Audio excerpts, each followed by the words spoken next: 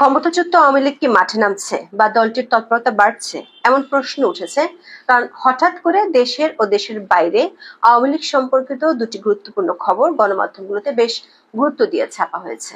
অন্তর্বর্তী সরকার নির্বাহী আদেশে দলটির কার্যক্রম নিষিদ্ধ থাকলেও তৎপরতা সরকার থামাতে পারছে না এমন প্রশ্ন উঠছে। এর মধ্যে একটি খবর হলো, প্রায় 1 বছর পর শেখ হাসিনা দলটির 6 গুরুত্বপূর্ণ নেতার সাথে দিল্লিতে মুখোমুখি বৈঠক করেছেন। সেখানে তিনি কিছু নির্দেশনা দিয়েছেন। আবার এই খবর চাওয়ার হওয়ার সাথে সাথে হঠাৎ করে বাংলাদেশের গণমাধ্যমে খবর বের হলো, দলটির নেতারা রাজধানীতে গোপন মিটিং করেছেন। 22 জনকে সেই মিটিং থেকে পুলিশ গ্রেপ্তারও করেছে। আবার সেনাবাহিনী বলেছে, এই মিটিং এর সংশ্লিষ্ট থাকার অভিযোগে তারা বাহিনীর একজন মেজরের বিরুদ্ধে তদন্ত করছে। সেনাবাহিনী যদিও তাদের বিজ্ঞপ্তিতে কোনো রাজনৈতিক দলের নাম বলেনি, তবে ভাটারা থানায় দায়ের হওয়া মামলার এফআইআর এ পুলিশ লিখেছে ওই মিটিংটি হয়েছিল গত 8 জুলাই। 20 দিন পর কেন এই তথ্য সামনে আনা হলো? আবার আনা হলো তখনই যখন শেখ হাসিনার সাথে দলটির শীর্ষ নেতাদের দিল্লি মিটিং এর খবর চাওয়া হলো। আবার এই মিটিং সম্পর্কে পুলিশ সংবাদ সম্মেলনে যেসব তথ্য দিয়েছে তা নিয়ে দেখা দিয়েছে বেশ কিছু প্রশ্ন। তাহলে কি আওয়ামী লীগের তৎপরতা যে বাড়ছে, বিশেষ করে দিল্লিতে বসে শেখ হাসিনা দলটির শীর্ষ নেতাদের বৈঠকের খবর নিয়ে কি সরকার চিন্তিত? বিস্তারিত জানতে চলুন যাওয়া যাক বিশ্লেষণে।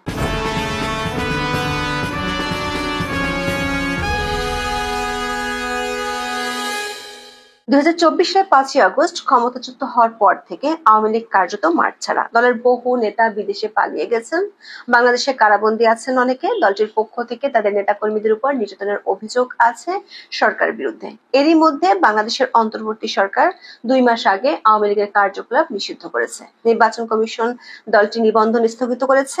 তারপর থেকে দলটির কর্মকাণ্ড মূলত চলছে অনলাইন ভিত্তিক। দিল্লিতে থাকা দলটির সভাপতি ও সাবেক প্রধানমন্ত্রী শেখ হাসিনার অডিও বার্তা প্রচারিত হয় অনলাইনে। এ নিয়ে বাংলাদেশের অন্তর্বর্তী সরকারের তরফ থেকে অভিযোগ খুব একটা আমলে নেয়নি ভারত সরকার। অনলাইন কার্যক্রমের বাইরে দেশের ভেতরে দেশের কয়েকটি জায়গায় ঝটিকা মিছিল দেখা গেছে। প্রায় বছরখানেক ধরে দলটির কোনো গুরুত্বপূর্ণ সাংগঠনিক তৎপরতার খবর বাংলাদেশ ও ভারতের কোনো গণমাধ্যমে উঠে আসেনি। প্রায় 1 বছর পর ভারতীয় গণমাধ্যমের খবর হলো, শেখ হাসিনা তার দলের 6 জন শীর্ষ নেতার সঙ্গে 31 জুলাই প্রায় 2.5 ঘন্টা বৈঠক করেছেন। ওই বৈঠকের খবর কয়েকদিন আগে থেকে চাওয়া হয়। দুটি গণমাধ্যমের খবরে বলা হয়েছে, ভারতে থাকা দলের 6 শীর্ষ নেতা আওয়ামী লীগের প্রেসিডিয়াম সদস্য মোফাজ্জল হোসেন চৌধুরী মায়া, সাবেক মুক্তিযোদ্ধা বিষয়ক মন্ত্রী আকামা মোজাম্মেল হক, দলের প্রেসিডিয়াম সদস্য ব্যারিস্টার জাহাঙ্গীর কবির নানক, যুগ্ম সাধারণ সম্পাদক বাহাউদ্দিন নাজিম, 2 সাংগঠনিক সম্পাদক সুজিত রায় নন্দী ও এস.এম. কামাল হোসেন বৈঠকে হাজির ছিলেন। শেখ হাসিনাই সেই নেতাদের বেছে নিয়েছিলেন দেখা করার জন্য। এর আগে শুধু সাবেক স্বরাষ্ট্রমন্ত্রী আসাদুজ্জামান খান কামাল শেখ হাসিনার সাথে দিল্লিতে দেখা করার সুযোগ পেয়েছিলেন। এর অর্থ হলো, গত বছরের 5ই আগস্টের পর এই প্রথম দলটির এত নেতার সাথে শেখ হাসিনা বৈঠক করলেন। গণমাধ্যমগুলোর খবরে বলা হয়েছে, বর্তমান পরিস্থিতিতে করণীয় সম্পর্কে দলটির ওই 6 নেতাকে বেশ কিছু নির্দেশনা দিয়েছেন। দলের নেতাদের বাংলাদেশের তৃণমূলের নেতা কর্মীদের সাথে নিয়মিত যোগাযোগ রক্ষা করা ও তাদের সহায়তা দেওয়ার নির্দেশ দিয়েছেন, এমনটাই গণমাধ্যমগুলোর খবরে প্রকাশিত হয়েছে। সূত্রগুলো বলছে, সাংগঠনিক তৎপরতা বাড়ানোর বাইরে আন্তর্জাতিকভাবে কিছু কর্মসূচি হাতে নেওয়ার বিষয়ে বৈঠকে আলোচনা হয়েছে। বিশেষ করে গোপালগঞ্জে হত্যাকাণ্ড ও মানবাধিকার লঙ্ঘনের ঘটনা, দেশের মানবাধিকার পরিস্থিতির অবনতির চিত্র বাইরের দেশগুলোর কাছে তুলে ধরার কথা বৈঠকে আলোচনা হয়েছে। বাংলাদেশের বর্তমান অন্তর্বর্তী সরকারের আমলে মানবাধিকার পরিস্থিতির অবনতির চিত্র নিয়ে আন্তর্জাতিক মানবাধিকার সংস্থাগুলো যে নেতিবাচক প্রতিক্রিয়া দিচ্ছে সেটি প্রচারের বিষয়ে আলোচনা হয়েছে। সবশেষ 30 জুলাই আন্তর্জাতিক মানবাধিকার সংস্থা হিউম্যান রাইটস ওয়াচের এক প্রতিবেদনে দাবি করা হয়েছে, ক্ষমতায় বসার 1 বছরেও মানবাধিকার পরিকল্পনা বাস্তবায়ন করতে পারেনি বাংলাদেশের অন্তর্বর্তীকালীন সরকার। প্রতিবেদনটিতে দাবি করা হয়েছে, অন্তর্বর্তী সরকার সময় রাজনৈতিক প্রতিপক্ষকে দমনে নির্বিচারে গ্রেপ্তার ও অন্যায়ভাবে আটক করা হচ্ছে। সাধারণ মানুষের অধিকার সুরক্ষার বিষয়টি তেমন গুরুত্ব পাচ্ছে না। ভিন্নমত দমনে আগের সরকার মতো এখনো বিশেষ ক্ষমতা আইনে শত শত লোককে গ্রেপ্তার করা হচ্ছে বলেও দাবি করা হয়। এক্ষেত্রে আওয়ামী লীগ নেতাকর্মীদের মামলা, গ্রেফতার, গোপালগঞ্জে জাতীয় নাগরিক পার্টির কর্মসূচি ঘিরে হতাহতের ঘটনা এবং সম্প্রতি রংপুরে হিন্দু ধর্মাবলম্বীদের বাড়িঘরে হামলা লুটপাটের ঘটনাকে উদাহরণ হিসেবে তুলে ধরা হয়েছে প্রতিবেদনটিতে। হিউম্যান রাইটস ওয়াচ দাবি করছে 2024 সালের 6 আগস্ট থেকে 25 সেপ্টেম্বর পর্যন্ত 92,048টি মামলা করেছে পুলিশ, যার বেশিরভাগই হত্যার অভিযোগে। 1,170টি মামলায় প্রায় 400 জন সাবেক মন্ত্রী, সংসদ সদস্য এবং আওয়ামী লীগ নেতাদের নাম রয়েছে। সূত্রগুলো বলছে, শেখ হাসিনার সাথে বৈঠকে নেতারা জাতিসংঘের বিরুদ্ধে আন্তর্জাতিক ক্ষেত্রে প্রচারে নামার বিষয়টি তুলেছেন। তারা মনে করেন আওয়ামী লীগকে ক্ষমতাচ্যুত করার জন্য জাতিসংঘ মানবাধিকার কমিশনের প্রধান ভলকার তুর্ক সেনাবাহিনীর বিরুদ্ধে বিধি বহির্ভূতভাবে চাপ প্রয়োগ করার ক্ষেত্রে ভূমিকা রেখেছিল। বিশেষ করে গত মার্চ মাসে বিবিসির হার্ট টক অনুষ্ঠানে ভলকার তুর্ক নিজেই জানিয়েছিলেন, আন্দোলন দমন করতে সেনাবাহিনী ব্যবহার করা হলে তাদের শান্তি রক্ষা মিশনে আর থাকতে দেওয়া হবে না। জাতিসংঘের মানবাধিকার কমিশনের তরফে তিনি এই কথাগুলো বাংলাদেশ সেনাবাহিনীকে জানিয়ে দিয়েছিলেন। জাতিসংঘের এমন ভূমিকার বিরুদ্ধে সংশ্লিষ্ট কর্তৃপক্ষের কাছে অভিযোগ দায়েরেরও প্রস্তাব করেন নেতারা। এদিকে শেখ হাসিনার সাথে দলের শীর্ষ নেতাদের খবর চাওয়ার হওয়ার মধ্যেই বাংলাদেশে আওয়ামী লীগ সংশ্লিষ্ট আরো একটি খবর গণমাধ্যমে উঠে আসে। খবরটি হলো, রাজধানীর বসুন্ধরা আবাসিক এলাকা সংলগ্ন একটি কনভেনশন সেন্টারে গোপন বৈঠক ঘিরে কার্যক্রম নিষিদ্ধ থাকা আওয়ামী লীগ, নিষিদ্ধ ছাত্রলীগ সহ অন্যান্য সহযোগী সংগঠনের 22 জন নেতাকর্মীকে গ্রেপ্তার করেছে পুলিশ। এছাড়া ওই বৈঠক সংশ্লিষ্টতার অভিযোগ ওঠা মেজর পদমর্যাদার একজন কর্মকর্তাকে হেফাজতে নিয়ে জিজ্ঞাসাবাদ করেছে সেনাবাহিনী। 31 জুলাই সেনা সদরের প্রেস ব্রিফিং এ সাংবাদিকদের প্রশ্নের জবাবে সেনা কর্মকর্তার উত্তর থেকে মূলত তথ্যটি বেরিয়ে আসে। সেনাবাহিনী 1 আগস্ট দেয়া প্রেস বিজ্ঞপ্তিতে বলেছে, ওই মেজরের রাজনৈতিক কর্মকাণ্ডের সংশ্লিষ্টতার প্রাথমিক প্রমাণ পাওয়া গেছে। অন্যদিকে 1 আগস্ট পুলিশের সংবাদ সম্মেলনে বলা হয়েছে, ভাটারা থানায় পুলিশ 13 জুলাই এ নিয়ে মামলা দায়ের করেছে। দায়ের করা মামলায় বলা হয়, গত 8 জুলাই বসুন্ধরা সংলগ্ন কেবি কনভেনশন সেন্টারে নিষিদ্ধ ছাত্রলীগ গোপন বৈঠকের আয়োজন করে। দিনভর বৈঠকে ছাত্রলীগ, আওয়ামী লীগ ও অবসরপ্রাপ্ত সরকারি কর্মচারীরা মিলে অংশ নেন 300 থেকে 400 জন। সেখানে তারা সরকার বিরোধী স্লোগান দেন। দর্শক, 8 জুলাই ঘটনাটি ঘটলো। প্রথম আলোর খবরে বলা হয়েছে, গোয়েন্দা সংস্থার প্রতিবেদনের ভিত্তিতে গত 12 এবং 13 জুলাই যুবলীগ নেতা সোহেল রানা এবং আওয়ামী লীগের নেত্রী শামীমা নাসরিন শম্পাকে গ্রেপ্তার করা হয়। এরপর 13 জুলাই ভাটারা থানায় মামলা হয়েছে। প্রশ্ন হলো, এর 18 দিন পর কেন মামলাটির কথা জনসম্মুখে আনা হলো? বিশেষ করে যেদিন শেখ হাসিনার সাথে প্রথমবারের মতো দলটির নেতাদের মুখোমুখি মিটিং হলো। আবার তার আগেই পুলিশের বিশেষ শাখা থেকে আগস্টের 8 তারিখ পর্যন্ত 11 দিনের জন্য নাশকতামূলক কিছু হতে পারে এমন আশঙ্কা করে সতর্ক বার্তা দেওয়ার কথা গণমাধ্যমে প্রকাশিত হয়েছে। যদিও আইজিপি এ ধরনের সতর্ক বার্তার কথা কিছু জানেন না বলে জানিয়েছিলেন। একই দিনে প্রেস সচিব আগামী 5-6 দিন গুরুত্বপূর্ণ বলে বিশেষ বার্তা দেওয়ার চেষ্টাও করেছেন। দিল্লিতে বৈঠকের দিনে প্রায় 3 সপ্তাহ পুরানো গ্রেপ্তারের খবর ফলাও করার পেছনে আরো কিছু প্রশ্ন উঠে আসে। বলা হচ্ছে, কনভেনশন সেন্টারে গেরিলা ট্রেনিং নিচ্ছিল। কনভেনশন সেন্টারে গেরিলা ট্রেনিং কিভাবে হয়? যদি হয় তাহলে গেরিলা ট্রেনিং এর জন্য অস্ত্র ও অন্যান্য সরঞ্জাম দরকার। সেই অস্ত্রগুলো তাহলে কোথায়? পুলিশের এফআইআর এ অবসরপ্রাপ্ত কর্মকর্তার কথা বলা হয়েছে, অথচ নাম প্রকাশ্যে আসলো একজন সেনা কর্মকর্তার। এমন প্রশ্নগুলোর কারণে সরকার আসলে অন্য কোনো ঘটনা থেকে চোখ সরানোর জন্য 3 সপ্তাহ পুরনো বিষয়টি নতুন করে সামনে আনলো কিনা সে প্রশ্ন উঠেছে। বিশেষ করে যখন সমন্বয়কদের চাঁদাবাজির কারণে সরকার ও সরকারি মিত্রদের ইমেজের টালমাটাল অবস্থা, নাকি অন্য কিছু থেকে চোখ সরানোর জন্য এমন কাহিনী। এখন এ পর্যন্ত। সবাই ভালো থাকুন, সুস্থ থাকুন, নিরাপদে থাকুন। প্রিয় দর্শক, সাজ্জাদ কাদেরের প্রীতিলীন শুভেচ্ছা নেন। এই মুহূর্তে আলাপ করব প্রতিবেশী নিয়ে, ভারতের তৃতীয় শত্রু কি মার্কিন যুক্তরাষ্ট্র? এই প্রসঙ্গটি নিয়ে আপনাদের সামনে এই মুহূর্তে কথা বলবো। বাংলাদেশ নিয়ে সারাদিন কথা বলছি, প্রতিনিয়ত কথা বলছি। বাংলাদেশ এই মুহূর্তে একটা জাহান্নাম।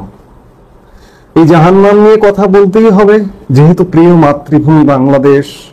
বাংলাদেশের জাহান্নামী হওয়া হৃদয়ে দুঃখ দেয়।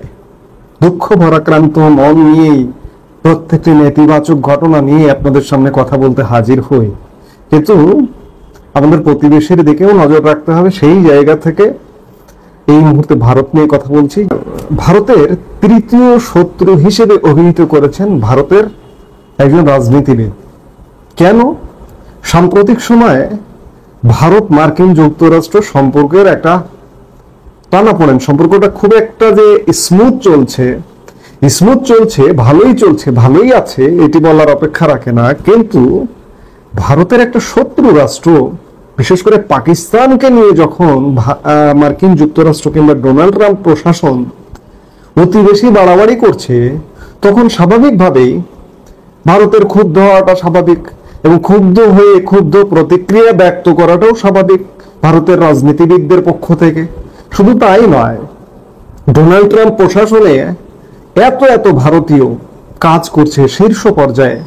আপনারা জানেন 1.5-2 ডজন প্রায় ডোনাল্ড ট্রাম্প প্রশাসনের শীর্ষ স্তরে কাজ করছে। ডোনাল্ড ট্রাম্প শপথ নেবার আগ থেকে এই বিষয়গুলো আলোচিত হচ্ছিল, কিন্তু তারপরেও যেন পাকিস্তানের সাথে দহরম মহরম, সেটি স্বার্থে। কেন স্বার্থে আপনারা সেটি বুঝবেন। আপনারা ইতিমধ্যেই জানেন ডোনাল্ড ট্রাম্প সোশ্যাল মিডিয়াতে বলেছেন যে আগে থেকেই 25% ভারতের উপর যে বর্ধিত শুল্কটা আরোপ করা হয়েছে সেটি এখনো পর্যন্ত সেটেল হয়নি। এরই মধ্যে পাকিস্তানের সাথে একটি চুক্তি, জ্বালানি চুক্তি, পাকিস্তানের যে জ্বালানি সম্পদ আছে, তেল সম্পদ আছে, সেই তেল সম্পদ খেয়ে ফেলবে মার্কিন যুক্তরাষ্ট্র, মার্কিন যুক্তরাষ্ট্র স্বার্থ ছাড়া পা ফেলে না তো। সেই তেল সম্পদ খাওয়ার জন্য একটি জ্বালানি চুক্তি হয়েছে। ভারতীয় সংসদে বিরোধী দল কংগ্রেসের নেতা তোপ দাগিয়েছেন ট্রাম্পের উপরে, এবং একই সাথে ভারতের প্রধানমন্ত্রী নরেন্দ্র মোদীকেও তোপ দাগিয়েছেন কংগ্রেস দলের নেতা জয়রাম রমেশ। বলেন, হাউডি মোদি বা নমস্তে ট্রাম্প করে কি লাভ হলো? আমাদের দেশের অর্থনীতির উপর আঘাত নেমে এলো। পাকিস্তান চীনের পর আমেরিকাকে ভারতের তৃতীয় শত্রু হিসেবে অভিহিত করেছেন জয়রাম। তবে মোদীকে তোপ দাগালেও তার পাশে দাঁড়িয়েছে কংগ্রেস নেতা। এটি কিন্তু বাংলাদেশের জন্য শিক্ষণীয়। বিরোধিতা করেও দেশের স্বার্থ সংশ্লিষ্ট বিষয়ে কংগ্রেস বিরোধী দল প্রধানমন্ত্রী নরেন্দ্র মোদীর পাশে আছে। এই ভারতের অগ্রগতিকে কে ঠেকিয়ে দেবে, কে থামিয়ে দেবে? কেউ থামিয়ে দিতে পারবে না। এই জন্যই ভারত, আমি দূরে আগে যাব কেন, আমি আগে ভারতের কাছে শিক্ষা নেব। কিন্তু আমরা পারি না, কিন্তু আমরা দেশের স্বার্থ সংশ্লিষ্ট বিষয়েও বিরোধিতা করি। এই যে দেশ আজকে একটা চরম অচল অবস্থায়, এই অচল অবস্থায়ও আমাদের রাজনীতিবিদরা এক হতে পারছে না। আমরা ভারত প্রসঙ্গে আলাপে ছিলাম যে ভারতের তৃতীয় শত্রু জয়রাম রমেশ বললেন, হয়তো ক্ষোভ থেকে দুঃখ থেকে বললেন, আবারও তারা ভারত মার্কিন যুক্তরাষ্ট্র মিলে যাবে। বুধবার নিজেই মার্কিন প্রেসিডেন্ট ডোনাল্ড ট্রাম্প তিনি জানিয়েছেন পাকিস্তানে যে তেলের ভান্ডার রয়েছে তার উন্নতি সাধনের জন্য দুই দেশ একসঙ্গে কাজ করবে। পাকিস্তানের তেলগুলো খেতে চায় মার্কিন যুক্তরাষ্ট্র, আর পাকিস্তান খেতে দিতে চায়, যে জন্য মার্কিন যুক্তরাষ্ট্রের সাথে চুক্তি করেছে। ট্রাম্প তার সোশ্যাল মিডিয়া ট্রুথ সোশ্যালে লেখেন, আমরা পাকিস্তানের সঙ্গে ইতিমধ্যে একটি চুক্তি স্বাক্ষর করেছি। পাকিস্তানে যে বিশাল তেলের ভান্ডার রয়েছে তার উন্নতি সাধনের জন্য দুই দেশ একসঙ্গে কাজ করবে। তবে এখানে কোন তেল উত্তোলনকারী কাজ করবে তা ঠিক করবে ওয়াশিংটন। খেয়াল করুন, তেল ক্ষেত্র হচ্ছে পাকিস্তানের, এখানে কোন কোম্পানি তেল উত্তোলনকারী কোম্পানি কাজ করবে সেটাই ঠিক করবে ওয়াশিংটন। তাহলে পাকিস্তান কি করলো? আমেরিকার কাছে সঁপে দিল, পেতে দিল যে আপনারা আমাকে ব্যবহার করুন। ট্রাম্প আরো লিখেছেন যে কে জানে, হয়তো ইসলামাবাদ একদিন ভারতকে তেল বিক্রি করবে। ইতিমধ্যে বুধবার ভারতের উপর 25% শুল্ক আরোপের কথা আবারও নতুন করে ঘোষণা করেছেন মার্কিন প্রেসিডেন্ট, যা কার্যকর হবে 1 আগস্ট থেকে।